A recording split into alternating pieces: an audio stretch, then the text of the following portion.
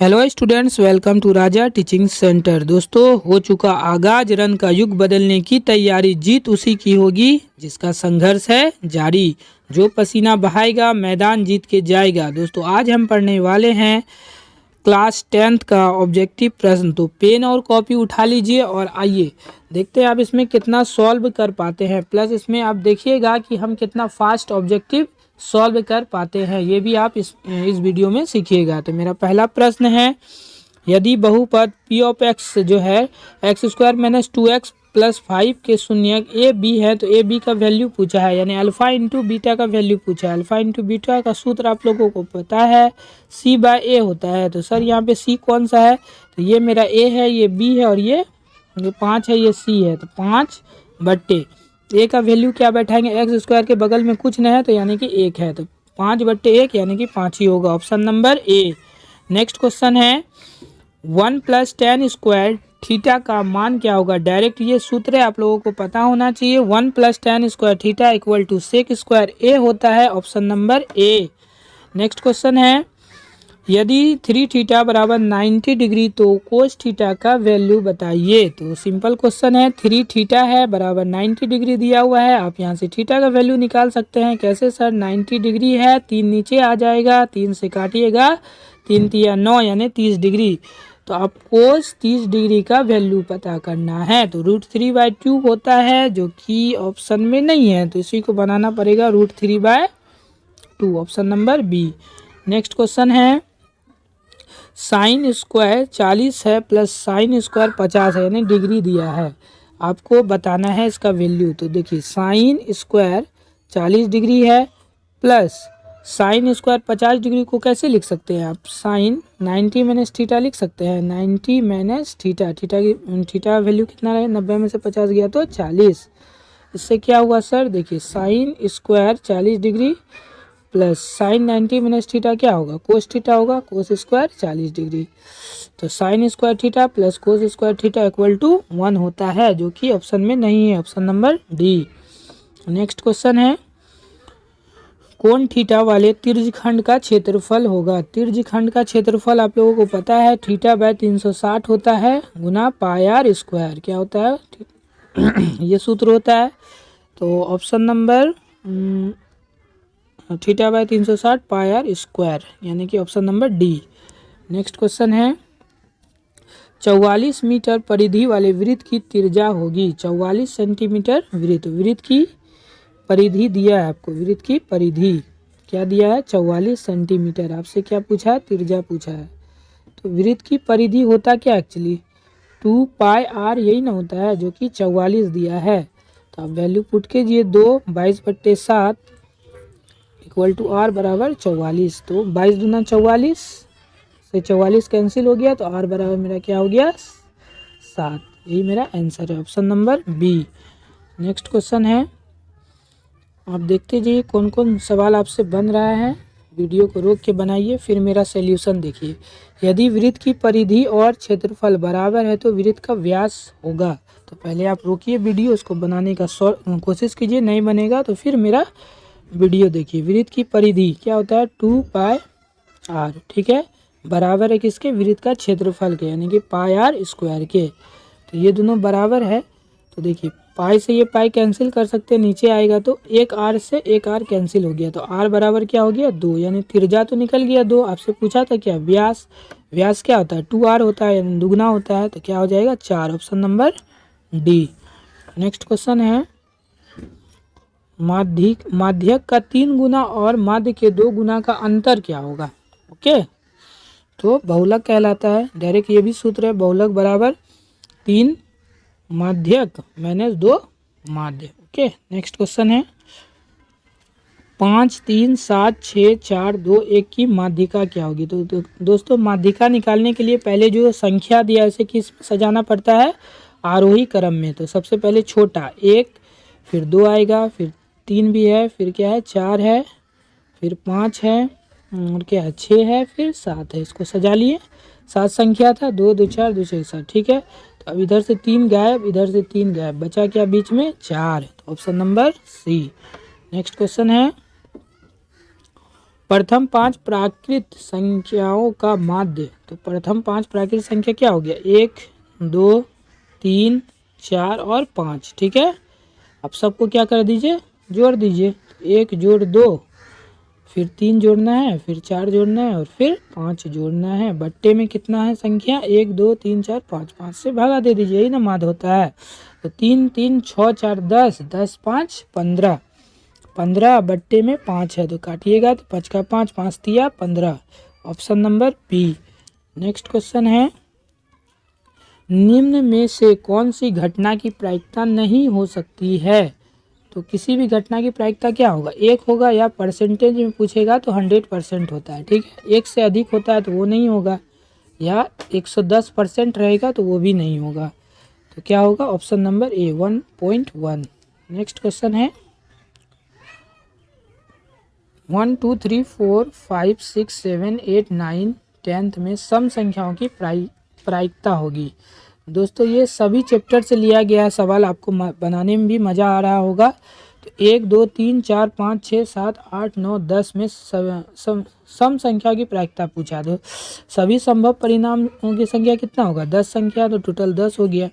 अब पूछा आपसे सम संख्या की प्रायिकता, तो सम संख्या क्या है, 1 2 3 4 और 5, तो ऊपर में 5 हो जाएगा, काटिएगा तो 5 का 5, 5 दूना 10, यानी कि 1, सॉरी ऑप्शन गलत है, सब में बट्टे होगा, यानी 1/2, option number D. Next question है, एक पासा फेंकने पर 5 आने की प्रायिकता पूछा है। तो एक पासा को फेंकिएगा तो सभी संभव परिणामों की संख्या कितना होगा, पासा यानी कि लूडो का गोटी 6 होगा, अधिक से अधिक 6 आ सकता है। और 5 आने की प्रायिकता, तो एक बार फेंकिएगा तो कितना, एक ही बार में 5 आ सकता है, उससे ज़्यादा तो नहीं आ सकता है, तो 1/6, option number B. Next question है, आर त्रिज्या के गोले का आयतन पूछा। डायरेक्ट सूत्र है, गोले का आयतन क्या होता है, 4/3 pi R cube, option number B.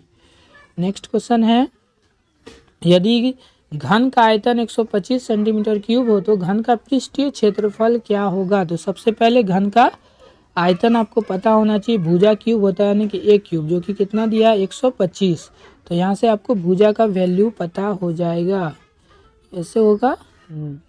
125 आप तोड़ने जानते होंगे, 5 गुना 5 गुना 5, 25 गुना 5 यानी 125। अगर इसे बाहर निकालिएगा तो ए का वैल्यू आपको पता चल गया 5। अब आपसे क्या पूछा है, पृष्ठीय क्षेत्रफल, जो कि क्या होता है 6a², यही होता है सूत्र। तो 6 और ए का वैल्यू आप निकालें 5, 5 का स्क्वायर कीजिएगा तो कितना आएगा 25, 25 गुना 6 कीजिएगा तो कितना आएगा 150, गुना करने आता है, 25 6 के 150, option number C. Next question है, यदि घन का आयतन 216 सेंटीमीटर क्यूब हो तो घन का किनारा कितना होगा। सेम यही है, भुजा का वैल्यू पूछा है, घन का आयतन यानी एक क्यूब बराबर 216। अब देखिए ए बराबर क्या होगा, क्यूबिंग कर देंगे इसको, 216 कैसे बाहर होगा, 6 गुना 6 गुना 6 यानी कि 6 हो जाएगा, option number B. Next question है, बिंदु ए ऑफ 4 5 तथा बी ऑफ 6 5 को मिलाने वाली रेखा का मध्य बिंदु होगा। तो मध्य बिंदु क्या होता है, x1 जोड़ x2/2, x1 जोड़ x2 यानी कि 4 जोड़ 6/2, और दूसरा क्या होगा y1 जोड़ y2 यानी कि 5 जोड़ 5/2, ये सूत्र होता है। इसको जोड़िएगा तो कितना होगा 10/2, इसको जोड़िएगा तो भी 10/2, अगर काटिएगा तो कितना आएगा 5, इधर भी क्या आया 5, यानी 5 5, option number B. Next question है कि बिंदु 2 3 की दूरी मूल बिंदु से कितनी होगी। तो मूल बिंदु जब भी पूछे मूल बिंदु से दूरी, तो कुछ नहीं करना है आपको, डायरेक्ट ये अंदर रूट लेना है, 2 का स्क्वायर कर दीजिए और 3 का स्क्वायर कर दीजिए, बस हो गया सॉल्व। 2 का स्क्वायर होता है 4 और 3 का स्क्वायर होता है 9, 9 4 13, root under 13, option number C. Next question है कि बिंदु -8 और 6 किस चतुर्थांश में है। तो आप लोग पढ़े होंगे, पहला जो चतुर्थांश होता है, पहला ये होता है, दूसरा ये तीसरा और ये चौथा। तो पहला में क्या होता है प्लस प्लस होता है, सब जानते हैं। दूसरा में क्या होता है माइनस और प्लस होता है। तीसरा में माइनस माइनस होता है और चौथा में पहला प्लस होगा और दूसरा माइनस होगा। तो आप देख लीजिए, पहला माइनस है, दूसरा प्लस है, माइनस प्लस दूसरा द्वितीय चतुर्थांश यानी दूसरा में हो जाएगा, option number B. Next question है, कातीय तल में स्थित किसी बिंदु 6 और 4 के कोटि का मान क्या होता है? एक होता है भुज, एक होता है कोटि। पहला होता है भुज, दूसरा को क्या कहते हैं हम लोग? कोटि। तो कोटि पूछा है तो क्या होगा? 4, option number B. Next question है, यदि tan थीटा बराबर √3 हो तो थीटा का वैल्यू पूछा है आपसे। तो tan थीटा बराबर, अब √3, tan कितना डिग्री बराबर √3 होता है? तो tan 60 डिग्री बराबर होता है, आप लोग जानते हैं। तो tan से tan कैंसिल हो गया और थीटा का वैल्यू आ गया मेरे पास 60 degree, option number D. Next question है, 15 है, 5 है और 20 के लॉसो और माशा का अनुपात पूछा है आपसे। तो सबसे पहले क्या निकाल लेंगे? एलसीएम। एलसीएम निकालेंगे। एलसीएम कैसे निकलेगा? 5 है, 15 है, 5 है और 20 है। तो इसका एलसीएम आप लोग निकाल सकते हैं। 5 से लगाइएगा, 5 तिया 15, 5 एकम 5, 5 चौके 20। अब तो कटेगा नहीं, गुना कर दिए, 5 तिया 15 और 15 चौके 60। तो एलसीएम तो मेरा आ गया 60। अब क्या निकालना है? एचसीएफ यानी कि मौसो। एचसीएफ निकालिएगा तो कितना? 5 से कट रहा है, 5 तिया 15, 5 चौके 20 यानी कि एचसीएफ हो जाएगा मेरा 5। और इसका क्या पूछा? अनुपात पूछा है। तो 60/5, यही ना होता है अनुपात, बट्टे करना 5 का 5, 12 पंचे 60 यानी कि 12:1, option number D. Next question है, सबसे छोटी अभाज्य और सबसे छोटी भाज्य संख्या का गुणनफल पूछा है आपसे। तो सबसे छोटी अभाज्य संख्या क्या होता है? 4 होता है। अब सबसे छोटी सबसे छोटी अभाज्य संख्या 2 होता है और सबसे छोटी भाज्य संख्या 4 होता है, ठीक है। तो इसको गुना कीजिएगा तो कितना आएगा? 8, option number C. Next question है, निम्नलिखित में से कौन अभाज्य संख्या है? तो अभाज्य संख्या वैसी संख्या जो एक और स्वयं के अलावा किसी तीसरी संख्या से ना कटे। तो कौन सा हो जाएगा? Option number C. Next question है, 35/50 का दशमलव प्रसार क्या होगा? शांत और अशांत में बताना है आपको। तो आप लोग जानते हैं हर का अगर परिमेयकरण करने पे 2 और 5 आए तो क्या होता है? शांत होता है। अगर तोड़िएगा तो देखिए 25, 5 से तोड़ेगा 5, फिर 5 से टूटेगा 1 यानी 2 और 5 आ रहा है, यानी क्या होगा? ये शांत। इसके अलावा अगर कोई तीसरा संख्या आता है तो क्या हो जाता है? अशांत। नेक्स्ट क्वेश्चन है, संख्या 50 और 75 के एचसीएफ और एलसीएम का गुणनफल पूछा है आपसे, है ना। तो निकाल लीजिए 50 और 75 का एचसीएफ। 50 से अगर 75 का एचसीएफ निकालिएगा तो एक बार में क्या आएगा? 50, शेषफल बचेगा 25 और 25 दूना 50 यानी कि मेरा एचसीएफ हो गया 25, ठीक है।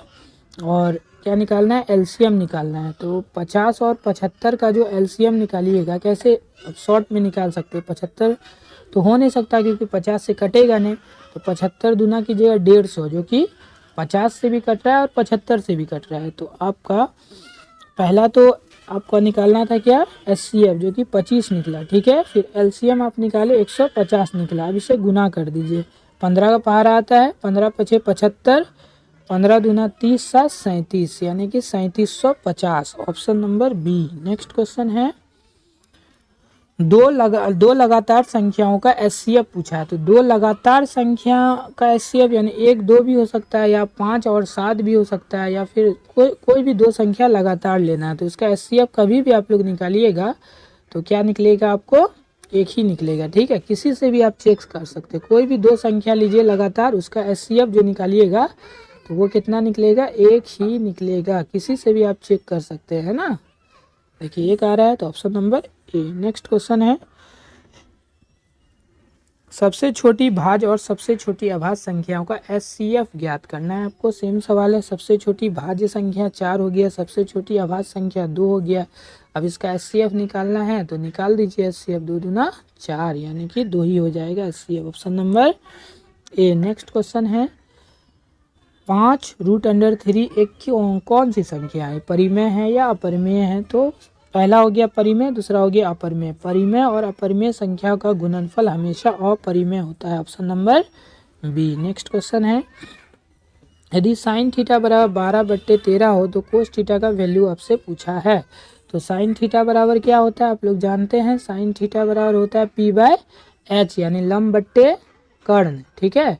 जिसका वैल्यू आपको कितना दिया है? 12/13 13 यानी h आपको पता है और p भी लम भी पता है। अब आपको निकालना क्या, b यानी कि आधार। तो b निकालने के लिए आप कैसे निकालेंगे, अंडर रूट 13 का स्क्वायर में से 12 का स्क्वायर को घटा दीजिए। 13 का स्क्वायर होता है 169 और 12 का स्क्वायर होता है 144। अगर घटाइएगा तो कितना आएगा 25। 25 अंडर रूट से बाहर होगा तो आ जाएगा 5, यानी b का वैल्यू कितना आ गया 5। आपसे पूछा कोस थीटा, तो कोस थीटा बराबर क्या होता है, कोस थीटा बराबर होता है b/h। तो b का वैल्यू आप निकाले हैं 5 और h का वैल्यू है आपके पास 13, यानी कि 5/13, ऑप्शन नंबर डी।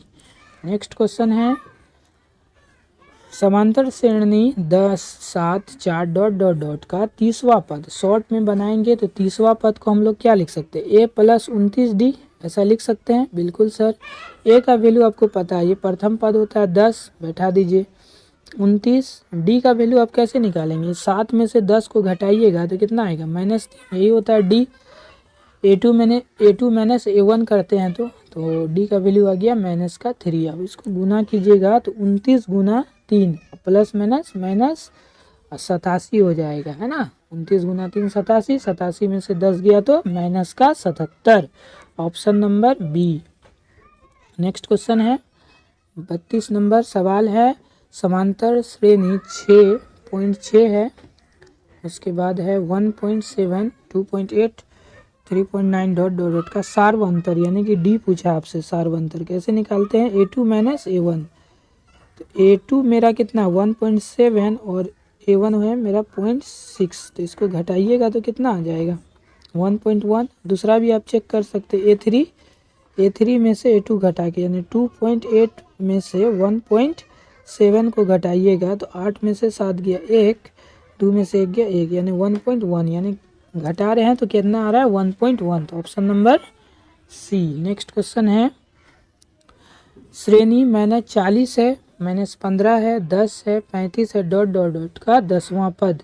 सेम सवाल है, 10वां पद के लिए आप क्या कर सकते हैं, एक घटाना है सिर्फ, तो a + 9d। ओके, ये कर सकते हैं आप 10वां पद के लिए, है ना, a + 9d। तो a का वैल्यू आपको पता है -40 है, ठीक है।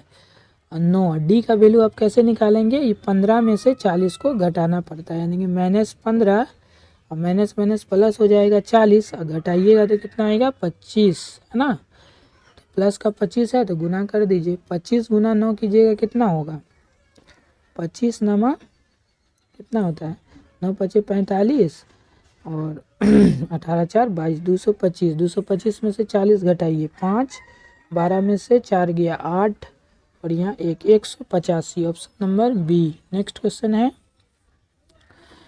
5 + 2√5 + 2√5 एक संख्या, कौन सी संख्या, परिमेय या अपरिमेय। तो पहला तो परिमेय है और दूसरा क्या है अपरिमेय है। तो परिमेय और अपरिमेय संख्या का गुणनफल हो, जोड़ हो, घटा हो, जो भागा हो, ये हमेशा क्या होगा अपरिमेय संख्या होगा, ऑप्शन नंबर ए।